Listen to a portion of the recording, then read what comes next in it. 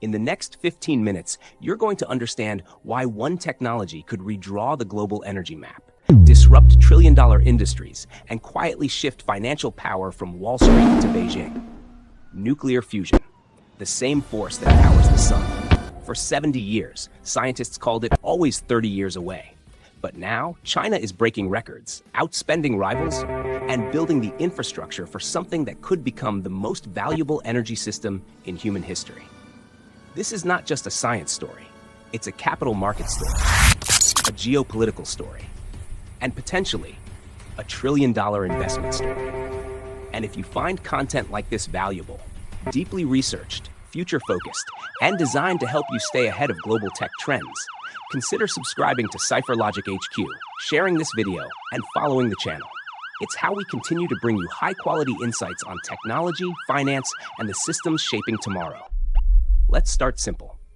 Nuclear fusion is the process of fusing light atoms together to release energy. Unlike nuclear fission, it produces no carbon emissions, no meltdown risk, and no long-term radioactive waste. Just enormous energy from tiny amounts of fuel. 1 cup of fusion fuel could theoretically power a home for hundreds of years. Now here's the financial relevance. Global energy is a $6 trillion per year market. Fossil fuels, power grids, LNG shipping, carbon trading, renewable subsidies. Entire industries exist because energy is scarce and dirty. Fusion changes that equation. Cheap, clean, always on.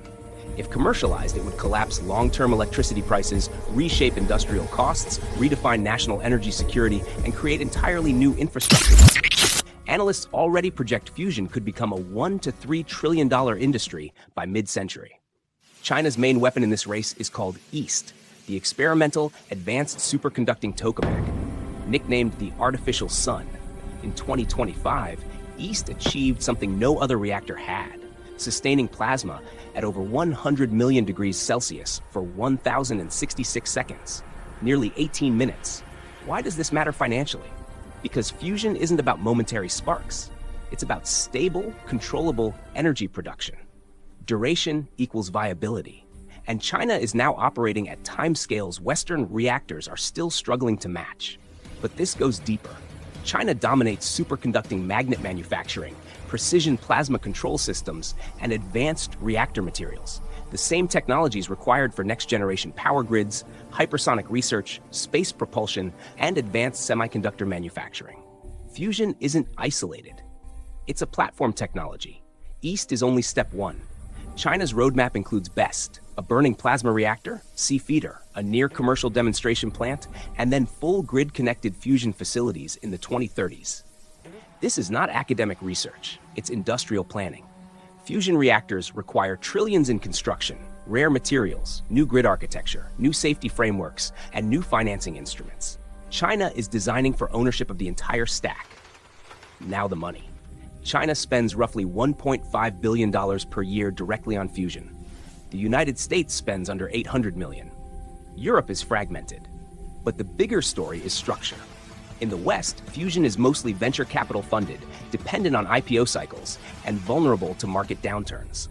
In China, it's long-term state financing, strategic partnerships with state-owned enterprises, guaranteed infrastructure funding, and integration into national energy planning. Chinese private firms like Neofusion have raised billions with state backing. This hybrid model reduces bankruptcy risk, but also limits foreign investor access. Energy dominance equals currency dominance. The petrodollar system was built on oil. Fusion could build the next system on electricity. Imagine China exporting fusion reactor technology, licensing operating software, financing power plants abroad, and supplying superconducting materials. That becomes long-term infrastructure debt, technology royalties, and strategic energy dependence. Similar to how the United States once exported oil equipment, China could export fusion itself. Add to this AI data centers demanding enormous power, crypto infrastructure, desalination, and the space economy. Fusion doesn't just power cities, it powers future markets. Here's what most discussions about fusion completely miss. Artificial intelligence. Right now, AI progress is not limited by talent. It's not limited by data. It's limited by electricity. Training a single large AI model can consume as much power as a small town. Data centers already use about 4% of global electricity. By 2030, that number could triple, and AI demand is exploding faster than any energy system in history. Every chatbot, every trading algorithm, every autonomous vehicle system, every military simulation, every digital bank, they all run on compute, and compute runs on power. This is where fusion becomes something far bigger than energy. It becomes an intelligence multiplier. A country that controls near unlimited cheap electricity can train larger models faster, cheaper, and continuously. It can run more simulations, process more financial data, automate more industries, and dominate entire digital markets. Now look at China's position. It already controls semiconductor packaging, rare earth processing, battery supply chains, supercomputing infrastructure, and the world's largest industrial data pipelines. Fusion would remove the final constraint: energy cost. That means cheaper AI training, cheaper cloud computing, cheaper financial modeling, cheaper algorithmic trading infrastructure, and cheaper digital banking systems. In finance, milliseconds matter. Compute power is an edge. Energy becomes a hidden competitive advantage.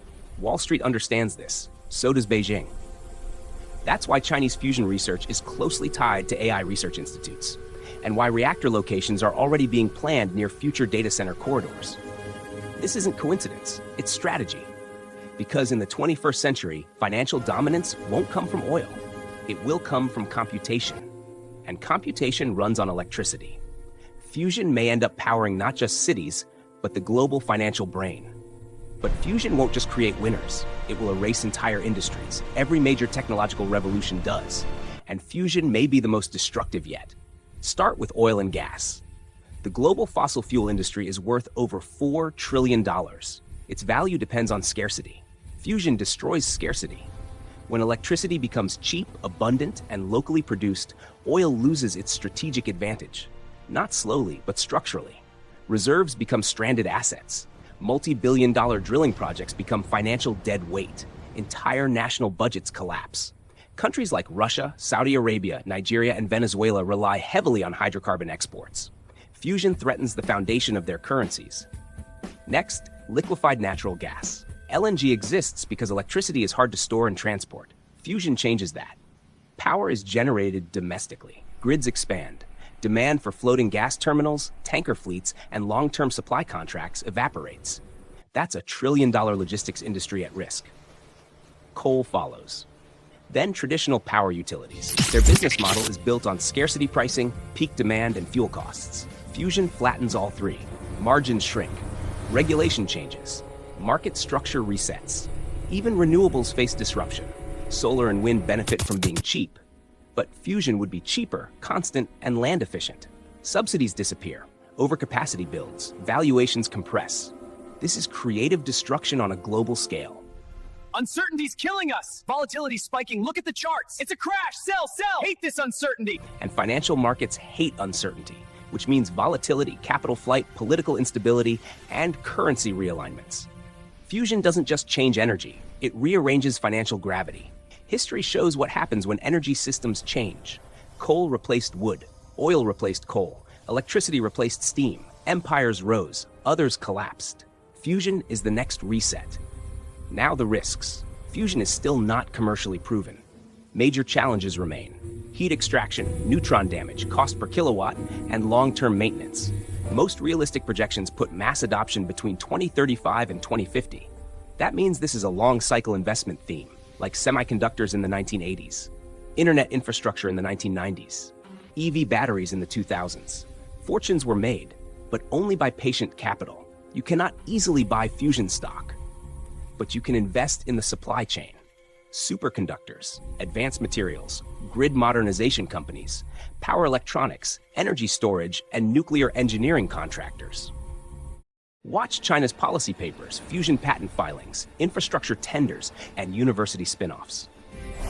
Fusion won't make headlines every week, but when it crosses the commercial line, markets will reprice energy overnight. Fusion is not just science, it's finance, infrastructure, geopolitics, and long-term capital strategy. China understands this. That's why it's building quietly, spending patiently, and planning decades ahead. The question isn't whether fusion will work. The question is, who will own it when it does? So once again, if you want to stay ahead of technology, finance, and the systems defining tomorrow, Subscribe to Cypher Logic HQ, follow and share. It's how we keep building this community and how you stay one step ahead.